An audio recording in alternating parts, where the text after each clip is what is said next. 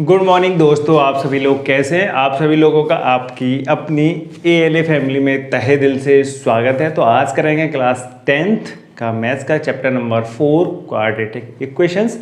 पिछले सेशंस में हमने NCERT का जो क्वेश्चंस, NCERT की जो एक्सरसाइज थी यानी 4.1 की 4.1, 4.2, 4.3 एंड 4.4 वो पिछले सेशंस में हम डिस्कस कर चुके हैं और उसके बाद भी हम कुछ इंपॉर्टेंट क्वेश्चंस का भी एक सेशंस कर चुके हैं। अगर आप इस सेशंस को फर्स्ट टाइम देख रहे हो तो उन सेशंस का जो लिंक है वो डिस्क्रिप्शंस में दे रखा है। और ये क्वेश्चंस है वो काफ़ी इंपॉर्टेंट क्वेश्चंस हैं। अगर आप देखेंगे ना बोर्ड या प्री बोर्ड के हिसाब से या फिर बाकी के यूटी और यूनिट टेस्ट हैं या फिर आपके पीरियोडिक टेस्ट होंगे, उन सब में ऐसे क्वेश्चन फ्रीक्वेंटली पूछे जाते हैं।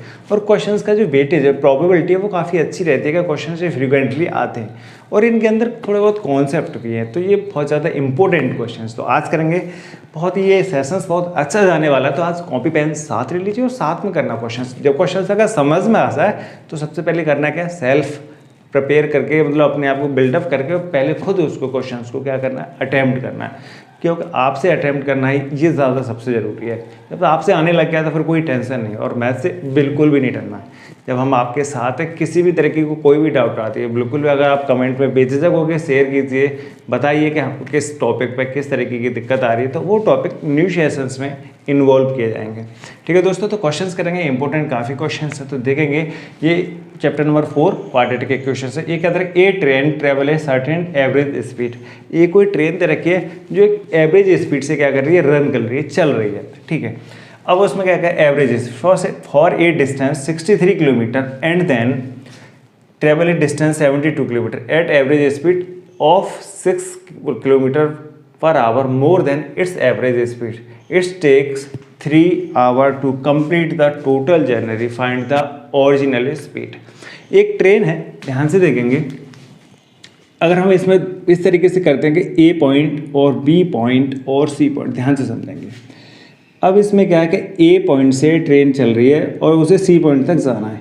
ए पॉइंट से बी की जो डिस्टेंस है वो है 63 किलोमीटर, 63 किलोमीटर, और बी पॉइंट से सी पॉइंट की डिस्टेंस है वो है 72 किलोमीटर।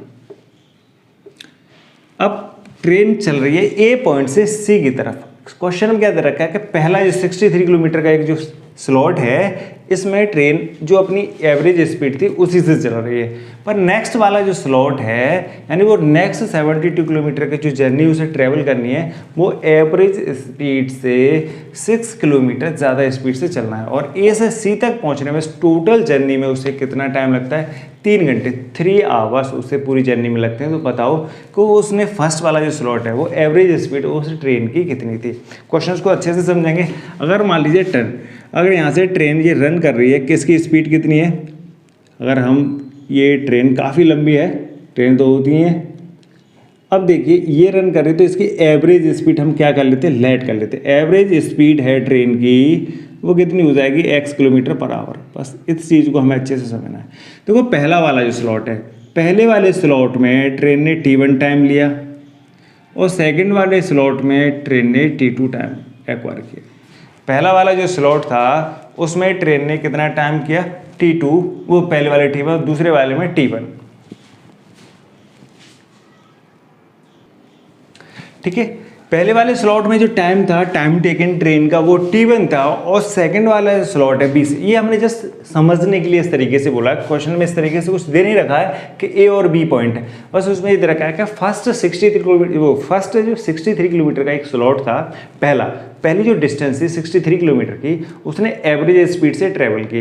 और जो नेक्स्ट आगे की जो डिस्टेंस है 72 किलोमीटर, उसको एवरेज स्पीड से उसने 6 किलोमीटर की स्पीड से ज़्यादा किया। एक जस्ट इस तरीके से समझें कि अगर हम बाइक चला रहे हैं तो 63 किलोमीटर अगर मान लीजिए 50 किलोमीटर पर घंटे की स्पीड से चला के ले जा रहे हैं और नेक्स्ट 72 किलोमीटर हमने कितने कर लिए, 50 तो पहले से चल रहा था, उसमें हमने कितना ऐड कर लिया, 6, तो 56, यानी 56 किलोमीटर की स्पीड से हमने नेक्स्ट जर्नी के लिए। और दोनों के दोनों यानी फर्स्ट और सेकंड, इन दोनों के दोनों रास्तों को ट्रेवल करने में कितने घंटे लगे, 3 घंटे लगे। जस्ट क्वेश्चन हमको ऐसे समझना है। अब हमें यहाँ पर 50 मान रहे थे वो यहाँ 50 नहीं, हमें वेरिएबल के फॉर्म में मानना है और उसे कितना मानना है, x मानना है। x चलेगा इधर से और b से c तक चलने में उसे कितना चलना होगा स्पीड, x + 6। तो ये क्वेश्चन दे रखा है, पहले वाले स्लॉट में कितना T1 टाइम लगा, सेकंड वाले स्लॉट में कितना टाइम लगा, T2 टाइम लगा, टोटल टाइम कितना है, ठीक है, total time of journey, total time of journey, और जो जर्नी का जो टोटल टाइम है वो कितना है 3 आवर, ये 3 आवर टोटल जर्नी का टाइम दे रखा है।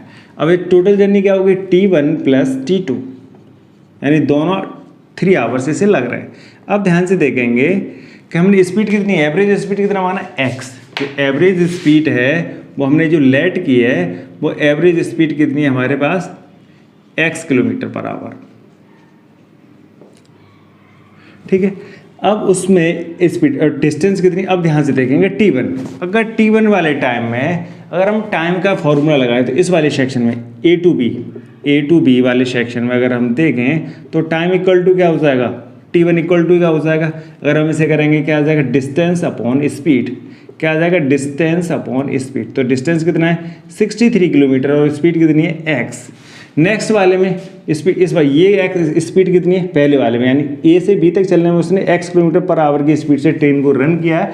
सेकंड वाले में जो ट्रेन चल रही है वो स्पीड कितनी होगी x plus 6 kilometre per our. जो सेकंड वाला स्लॉट है यानी जो नेक्स्ट 72 किलोमीटर का जो स्लॉट उसे रन करना है, वो ट्रेवल करना है, वो उसे 6x प्लस 6 की स्पीड से रन करना है। यानी जो पहले जो स्पीड थी उसमें हमें कितनी स्पीड इंक्रीज कर दी 6 किलोमीटर पर आवर, ठीक है। अब T1 और T2 की वैल्यू हम यहाँ पे पुटअप कर देंगे। T1 की वैल्यू कितनी आ जाएगी 63 अपॉन एक्स, और T2 की वैल्यू कितनी आ जाएगी 72, T2 की वैल्यू कितनी आ जाएगी 72 अपॉन एक्स प्लस 6। ये कैसे आ गया, ये distance upon speed, distance upon speed, ये सेकंड वाले स्लॉट की, पहले वाले स्लॉट में 63 किलोमीटर की जो डिस्टेंस है उसने x किलोमीटर की स्पीड से क्या किया ट्रेवल किया है, ठीक है, उसे कवर किया है। उसमें जो 72 किलोमीटर की जो डिस्टेंस है उसको x प्लस 6 की स्पीड से क्या किया ट्रेवल किया है, तो ट्रेन का। अब टोटल टाइम हमें जर्नी का दे रखा है कितना 3 आवर्स, तो वैल्यू पुटअप कर देंगे, कितना आ जाएगा 63 upon x plus 72 upon x plus 6 equal to कितना हो जाएगा 3। बस हमें करना क्या है, जो वर्ड्स प्रॉब्लम्स होती हैं बस उसको हमें क्या है बस जनरल फॉर्म में कन्वर्ट करना है, पहले क्वाड्रेटिक फॉर्म में कन्वर्ट करना है। अब देखिए जब हम कैलकुलेशंस करते हैं तो हमें इस बात का विशेष ध्यान रखना है कि कैलकुलेशन ज़्यादा लेंथी ना हो जाए, ज़्यादा कॉम्प्लेक्स ना हो जाए।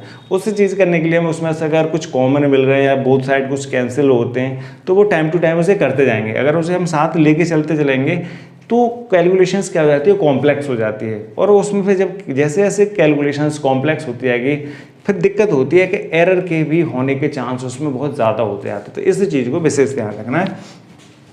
अगर हम देखेंगे इसमें इन दोनों में से इधर 3 है, अगर इधर 3 से ज़्यादा होता तो हम और कुछ भी ले सकते हैं। यहाँ पे 3 है तो इसमें से 3 कॉमन ले लेते हैं, 3 कॉमन ले लेते हैं। यहाँ पर 9 दिखाई दे रहा है तो 9 कॉमन ले लेते हैं। इसमें से अगर 9 कॉमन आ जाएगा ऊपर के न्यूमिनेटर में से तो कितना आ जाएगा 7 अपॉन एक्स, ठीक है, प्लस के 8 अपॉन एक्स प्लस 6, यानी 72 में से 9 जाएंगे 8 बचेंगे, 63 में से 9 जाएंगे 7 बचेंगे, इक्वल टू कितना आ जाएगा 1/3। वो क्या आ जाएगा 3 इक्वल टू हो जाएगा कितना 3।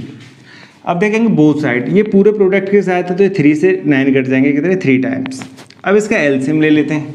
अगर इसका हम एलसीएम लेंगे साथियों तो क्या आ जाएगा x और x प्लस 6।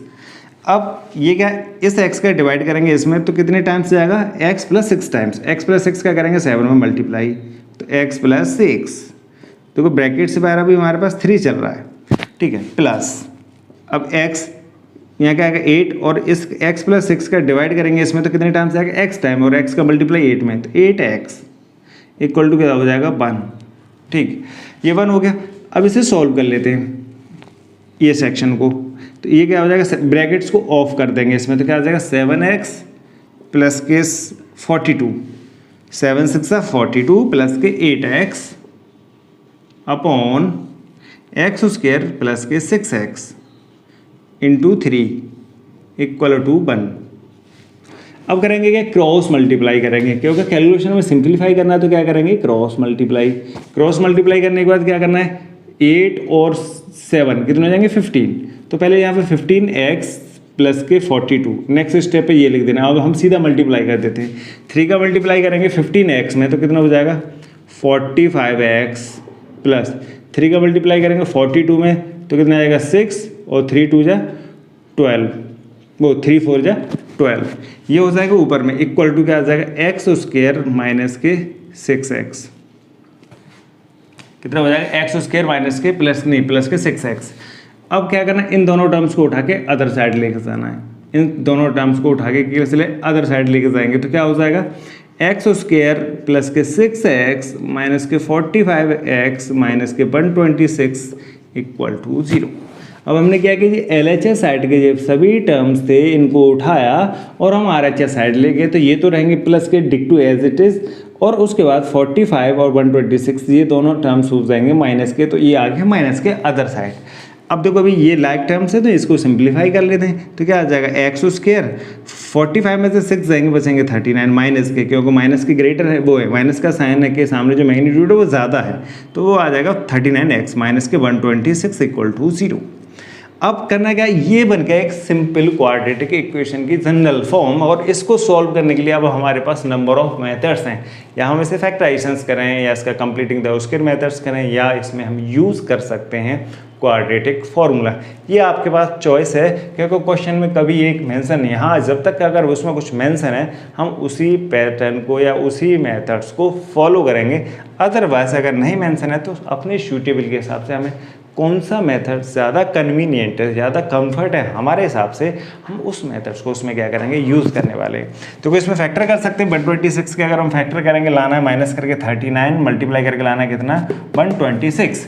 अगर 126 के हम फैक्टर करें तो क्या आ जाएंगे, अगर 126 के हम फैक्टर करते हैं तो 2 से करेंगे कैंसिल, बचे 4 3 4 और 2 4 और 2 आ जाएंगे, 2 से करेंगे तो वो से 6 नहीं, ये 2 से करना है 3 से नहीं कर रहे हैं, ये 2 से कर रहे हैं, तो कितना आएगा 6 और 3, फिर 2 से होगा नहीं अब क्योंकि ये आ गया ऑड नंबर। अब किससे हो जाएगा 3 से करेंगे 2 1, फिर 3 से करेंगे क्या हो जाएगा 7, ठीक है, अब 7 तो 7 हो जाएगा।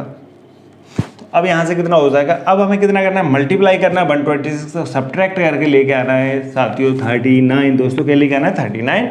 तो अब देखेंगे इसमें 7 3 जा 21 21 2 जा 42, और 42 में से माइनस करते हैं 3, तो हमारे पास फैक्टर जो इसके आ रहे हैं वो क्या आ जाएंगे 42 इंटू 3। अगर 42 और 3 का मल्टीप्लाई करेंगे 126 आ जाएगा, और सब्ट्रैक्ट करेंगे 42 में से 3 तो आ जाएगा 39। बस इसी को हमें यहाँ पे क्या करना है, अब यूज़ में लेके अब इसको फैक्टर फॉर्म में लिख देना है। 39 को किस तरीके से लिखेंगे, एक्स स्क्वायर माइनस ब्रैकेट से बाहर एक्स 42 माइनस के 3, क्या आ जाएगा 42 माइनस के 3 माइनस के 126 इक्वल टू 0। अब इसमें क्या करेंगे, इस ब्रैकेट्स को ऑफ कर देते हैं, यानी इसे ओपन कर देंगे, तो क्या आ जाएगा एक्स स्क्वायर माइनस के 42x प्लस के 3x माइनस के 126 इक्वल टू 0। पेयरिंग करेंगे, पेयरिंग होने के बाद इसमें से हमें x कॉमन दिखाई दे रहा है तो x कॉमन ले लेते हैं, तो x माइनस के 42 प्लस के 3 कॉमन ले लेंगे तो x माइनस के 42 इक्वल टू क्या हो जाएगा 0। अब इसमें से देखेंगे दोनों ब्रैकेट्स, हमें ये ब्रैकेट्स कॉमन दिखाई दे रहे, तो x माइनस के 42 कॉमन एक ब्रैकेट पूरा आ जाएगा, और x प्लस के 3 इक्वल टू 0। 1 बाई 1 ब्रैकेट्स को, दोनों ब्रैकेट्स को 1 बाई 1 जीरो कर देते हैं, क्योंकि यार दो ब्रैकेट्स का प्रोडक्ट जीरो कब आता है, जब वो या तो हो सकता है ये ब्रैकेट जीरो होगा या ये ब्रैकेट जीरो होगा, इसलिए 1 बाई 1 ब्रैकेट्स को हम जीरो करेंगे। तो x माइनस के 42 इक्वल टू 0 1 टाइम्स, और x प्लस 3 इक्वल टू 0। यहाँ से x की वैल्यू क्या हो जाएगी 42, और यहाँ से हो जाएगी x की वैल्यू -3। तो ये वैलिड नहीं है, नॉट वैलिड, क्योंकि ये माइनस वैल्यू आ गई x की, हमने x माना है क्या स्पीड, और स्पीड माइनस में नहीं होगी, ये 42 आ गई। अब 42 किलोमीटर पर आवर, तो ट्रेन जो एवरेज स्पीड से जो रन कर रही है उसकी जो स्पीड है वो हो जाएगी कितनी साथियों 42 किलोमीटर पर आवर, यानी वो 42 किलोमीटर की स्पीड से रन कर रही है। हम इस क्वेश्चन को एक बार वेरीफाई कर लेते हैं कि दोनों डिस्टेंस को कवर करने में क्या उसे 3 आवर्स लग रहे हैं।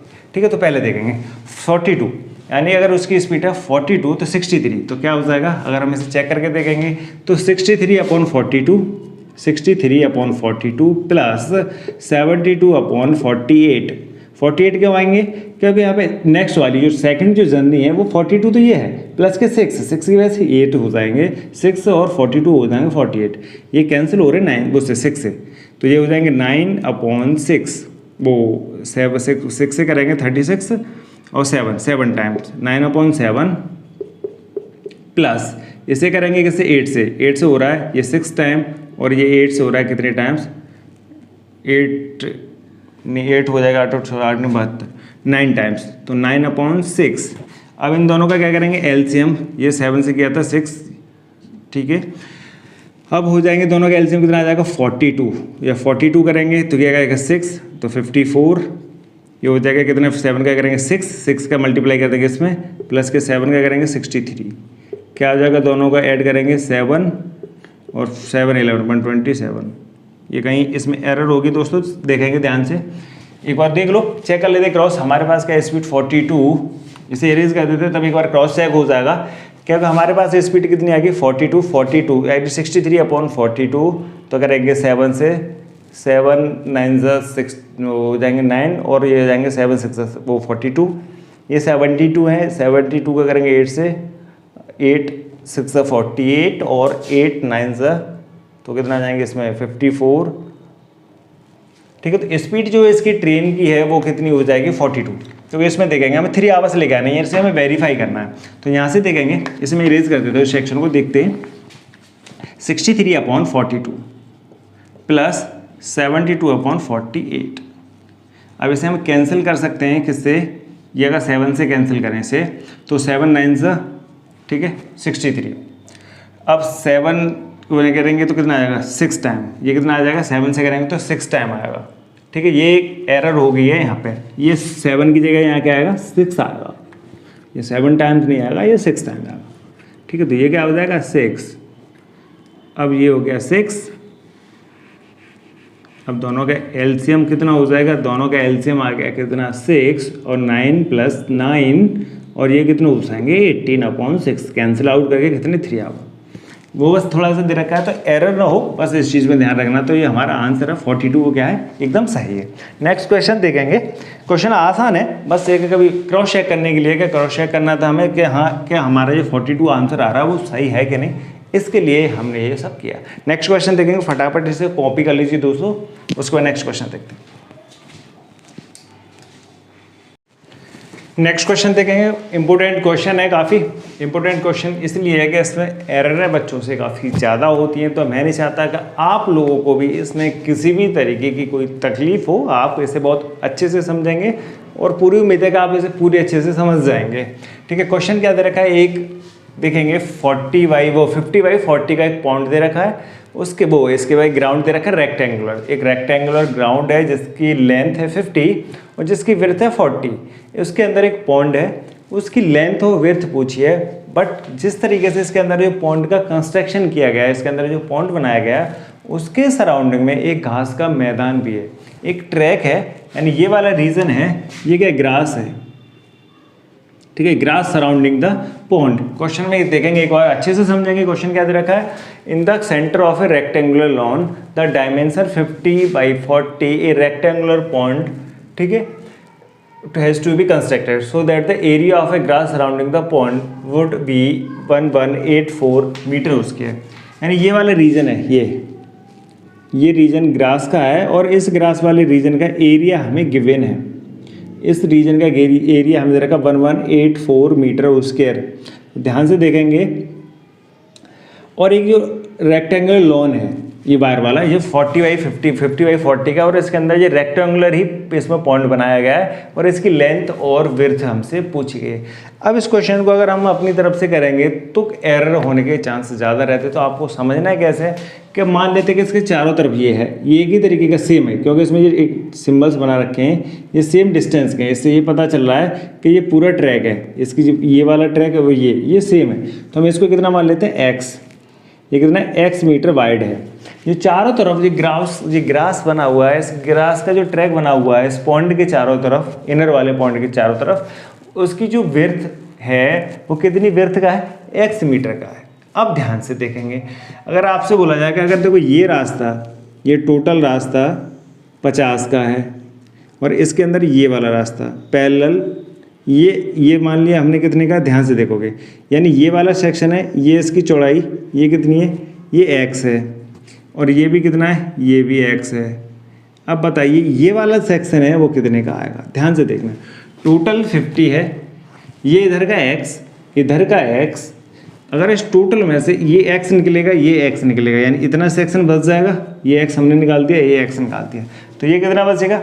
तो हमने एक बार 50 माइनस x किया, माइनस से x किया, इस x को बाहर निकाला, इस x को भी बाहर कर दिया, तो कितना हो जाएगा? 50 माइनस के 2x। तो इसकी लेंथ है पॉन्ड की, वो कितनी हो जाएगी? ये वाली लेंथ, ये लेंथ कितनी हो जाएगी? 50 माइनस के 2x। इस बात को अच्छे से समझ लेना बस। अब सिमिलर ये बिर्थ है, इसकी बिर्थ कितनी की? 40 आउटर, इसके ये वाला x और नीचे से भी x, ये दोनों सेक्शन देखो, ये वाला सेक्शन इसमें से कट करके और ऊपर, तो ये वाली लेंथ कितनी बच जाएगी? ये बच जाएगी 40 माइनस 2x। बस इस बात को ही इसमें याद रखना, बाकी का क्वेश्चन बिल्कुल भी हार्ड नहीं है, आसान। करना क्या है? बिर्थ माननी है हमें कितना? Breadth of grass surrounding the pond, breadth of grass track, जो ग्रास ट्रैक है, जो रास्ता है, उसकी हमने क्या मान ली? बिर्थ ऑफ ग्रास ट्रैक, जो रास्ता होगा पाथ, उसकी हमने कितनी मान ली? x मीटर वाइड है, ठीक है।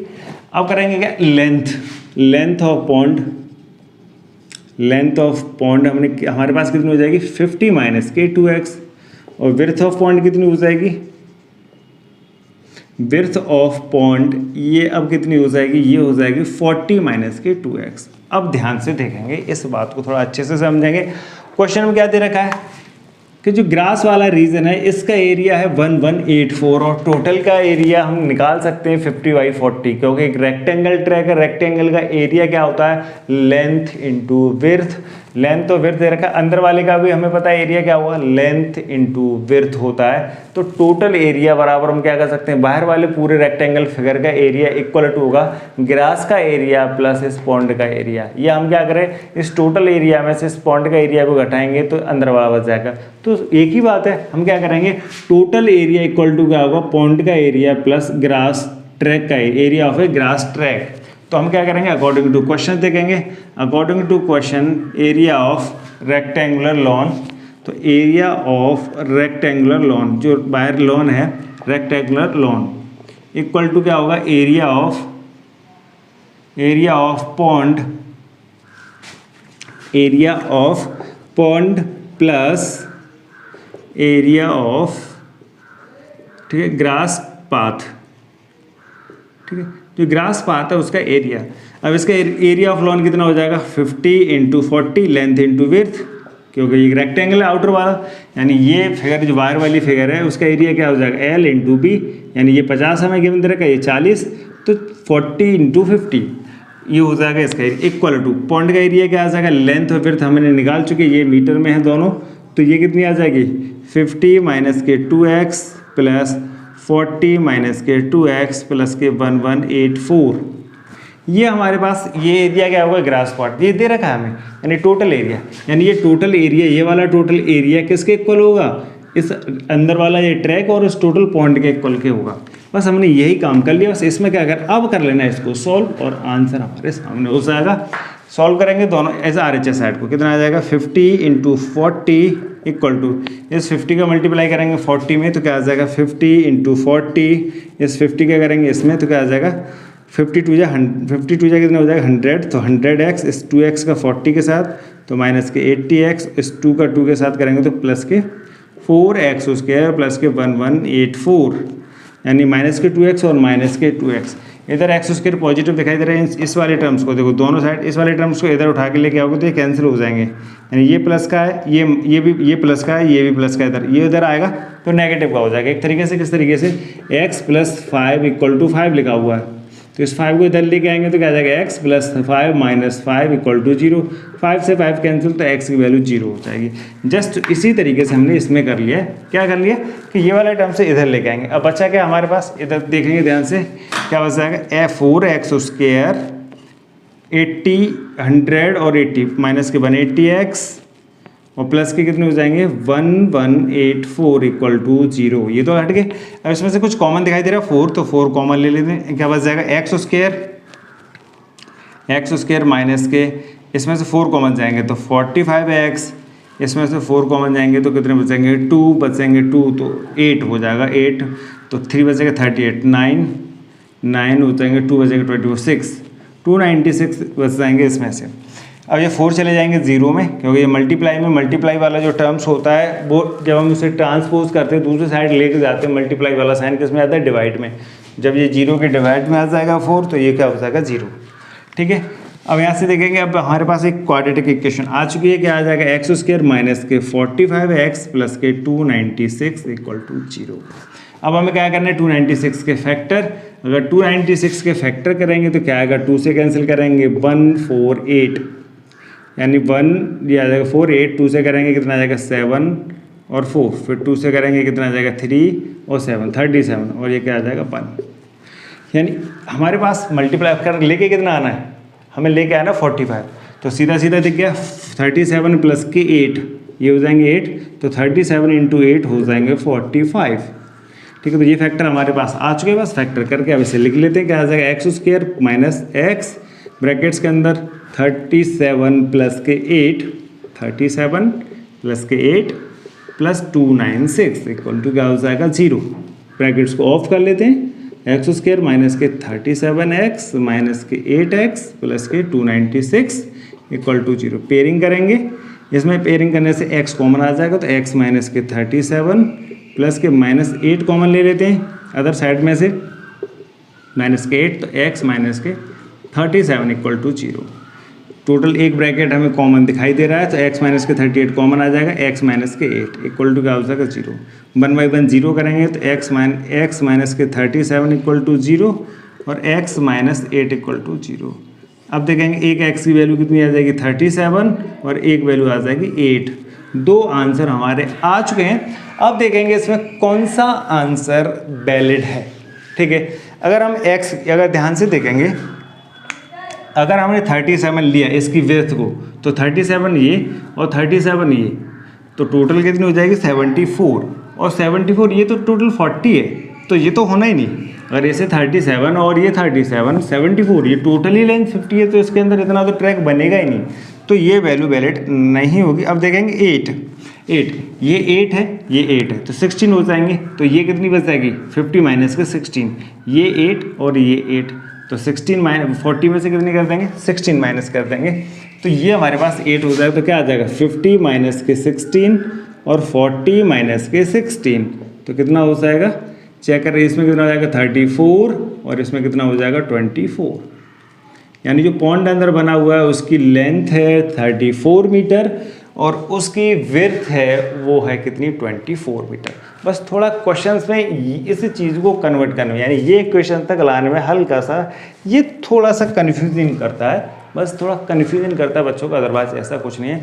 बट पर आप जब इसकी लगातार प्रैक्टिस कर रहे हैं तो फिर ऐसी कोई तकलीफ वाली बात नहीं है। अगर जब आप हमारे साथ जुड़ गए तो कोशिश तो ये है कि आपका एक भी डाउट्स कोई छोड़ी नहीं जाएगा। अगर किसी भी डाउट्स में आपको किसी भी तरीके की कोई प्रॉब्लम्स आती है, आप बेझिझक होकर कमेंट कीजिए, बताइएगा आपके किस टॉपिक में प्रॉब्लम्स आ रही है, कौन से ऐसे क्वेश्चन जो बचे हुए आप ज़रूर कमेंट करके बताइएगा। ठीक है, नेक्स्ट क्वेश्चन देखेंगे, आप इसे जल्दी फटाफट कॉपी कर लीजिए। नेक्स्ट क्वेश्चन देखते हैं।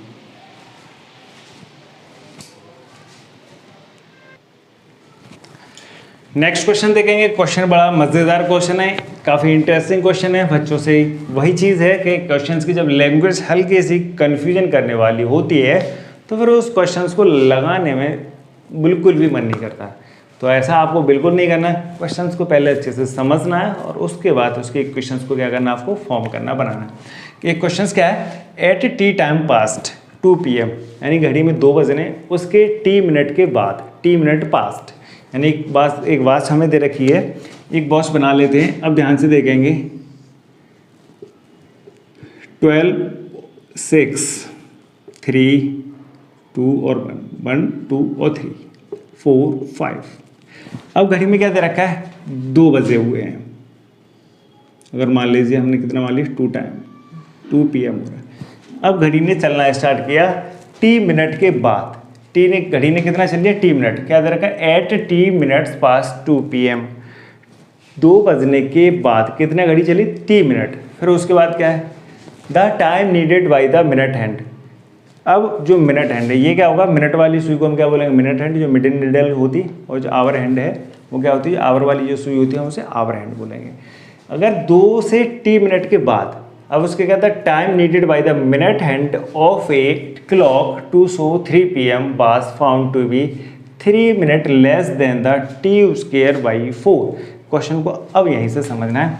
हमने क्या बोला, अगर मान लीजिए 2 बज रहे थे उस समय पे, ये 2, अगर यहाँ पर 2 क्लॉक पूरा टाइम हो रहा है यहाँ पे 12 पे, अब घड़ी ने चला, मान लीजिए अगर इस टाइम पे घड़ी आ गई तो ये यहाँ से यहाँ तक चल के कितनी आई, t मिनट। अब इस घड़ी को, इस वाली मान लो कि इस मिनट हैंड को 3 तक पहुँचने में कितना टाइम और चाहिए, उसे टाइम चाहिए कितना, t²/4 - 3। ये सवाल दे रखा है, यानी 1 घंटे का हमें हिसाब किताब दे रखा है। 1 घंटे का कैसे कि 2 बज के t मिनट, और उसे 3 तक पहुँचने में, 3 बजाने तक क्या, उसे 3 को दिखाने में, 3 शो करने में उसे कितना टाइम की नीडेड है, उसे रिक्वायरमेंट कितनी है, 3 minute less than the t²/4, यानी जो t²/4 टाइम से 3 मिनट कम। अगर इन दोनों टाइमों को ऐड कर दिया जाए तो एक तरीके से बात कैसे होगी, अगर मान लीजिए 2 और ये 3 है, अगर मान लीजिए यहाँ इस पॉइंट से मिनट हैंड ने चलना स्टार्ट किया और मिनट हैंड इस पॉइंट पे आ गया, तो ये टाइम कितना हो गया, t मिनट। और उसे कितना टाइम और चाहिए यहाँ तक पहुँचने में, उसे यहाँ तक पहुँचने में कितना टाइम चाहिए, t²/4 - 3, इतना टाइम और चाहिए। अगर हम इस पूरे टाइम को देखें तो ये कितना, 1 घंटे का बात हो रही है। ये 1 आवर की कैलकुलेशन है और 1 आवर के कैलकुलेशन क्या हो जाएगी, ठीक है। तो अब क्या करेंगे, अकॉर्डिंग टू क्वेश्चन, ठीक है। टाइम क्या है, calculation of time, calculation of time between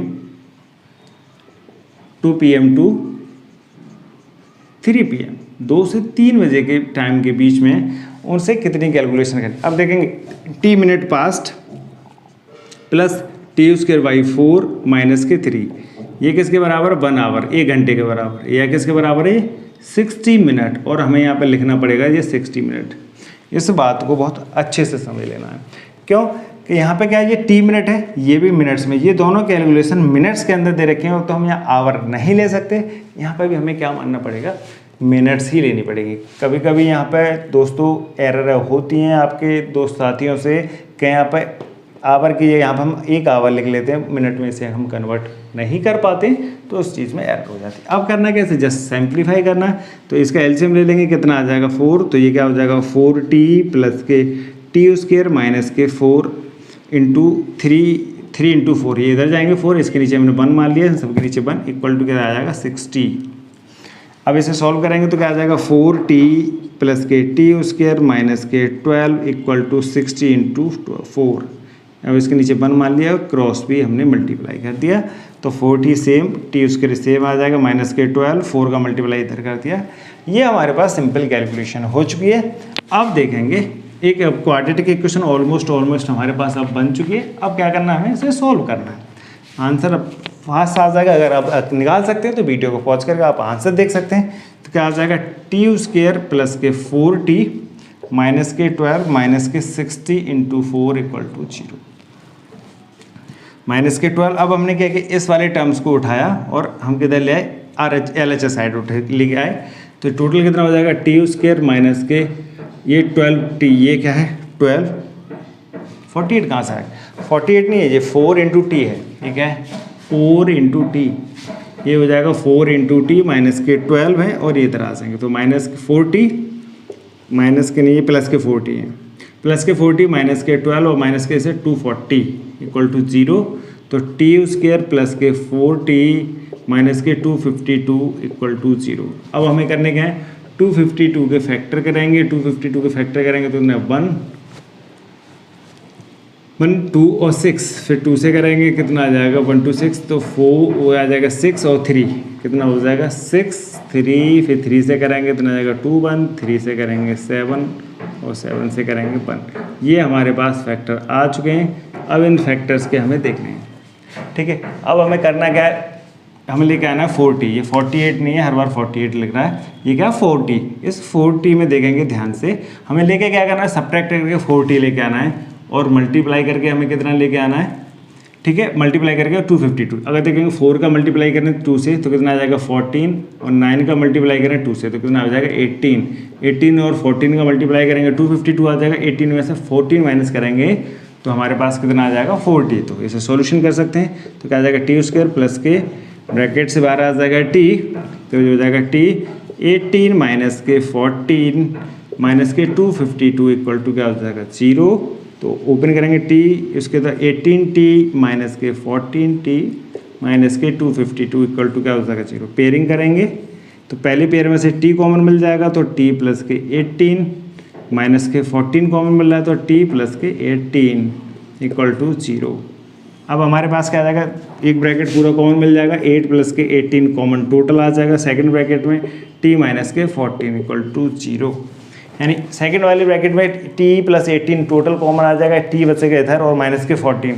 अब दोनों के दोनों वन ब्रैकेट से दोनों को 0 कर लेंगे, तो t प्लस के 18 इक्वल टू 0 और t माइनस के 14 इक्वल टू 0। तो t की वैल्यू कितनी हो जाएगी माइनस के 18 और एक t की वैल्यू कितनी हो जाएगी 14। फिर 14 मिनट्स में आ चुका है, माइनस में मिनट होंगे नहीं, तो ये हो जाएगा नॉट वैलिड। तो एक आंसर हमारे पास यहाँ पे वैलिड नहीं है, सेकंड आंसर वैलिड। तो अब देखेंगे क्वेश्चंस को, अगर हम आंसर मैच कर सकते क्या इसमें, तो यहाँ कितना आ रहा है 14, तो 14 प्लस 14 का स्क्वायर 196 डिवाइडेड बाई 4 माइनस के 3, इसे 4 से करेंगे तो आएगा 4 और 9, 3 बचेंगे 9, ठीक है। अब इसमें 49 और 14 कितने हो जाएंगे 63, 63 माइनस के 3 तो कितना आ जाएगा 60 मिनट, और ये बराबर किसके 60 मिनट के हैं। तो ये देखा है कि 2:14, यानी घड़ी का टाइम क्या हो रहा है 2 PM क्या हो रहा है 14 मिनट पास्ट ऑफ 2 PM, यानी 2 PM के 14 मिनट बाद। अब उसे 3 बजाने के लिए कितना मिनट और चाहिए 14 का उसके डिवाइडेड बाई 4 माइनस के 3, यानी 46 मिनट उसे और चाहिए, जैसे कि वो 3 पे पहुंच जाएगा, यानी 3 PM का टाइम हो जाएगा। क्वेश्चन आसान था तो हम लिख सकते हैं कितना, तो हमारे पास कितना आएगा टाइम, टी की वैल्यू कितनी आएगी, टी हमने जो माना है टी की वैल्यू यहाँ पे, टी ये एक्स नहीं है ये टी है, तो टी की वैल्यू कितनी आ जाएगी 14, तो ये क्या हो जाएगा 14 मिनट्स, ठीक है। नेक्स्ट सेक्शन में देखेंगे, बहुत इंपॉर्टेंट इसके 2-4 क्वेश्चंस और हैं, एग्जाम्पलर के क्वेश्चंस हैं ये, काफ़ी अच्छे क्वेश्चंस हैं। तो नेक्स्ट क्वेश्चंस में अगले सेशंस में और देखेंगे। तो ठीक है दोस्तों, अगर आपको सेशंस अच्छे लग रहे हैं तो आप दूसरे लोगों को भी शेयर कीजिए, लाइक कीजिए, कमेंट कीजिए और सब्सक्राइब कीजिए। ठीक है दोस्तों, आप हमारे साथ जुड़े रहें, आप हमेशा खुश रहें और स्वस्थ रहें। ठीक है, जय हिंद, जय Bharat, thank you so much.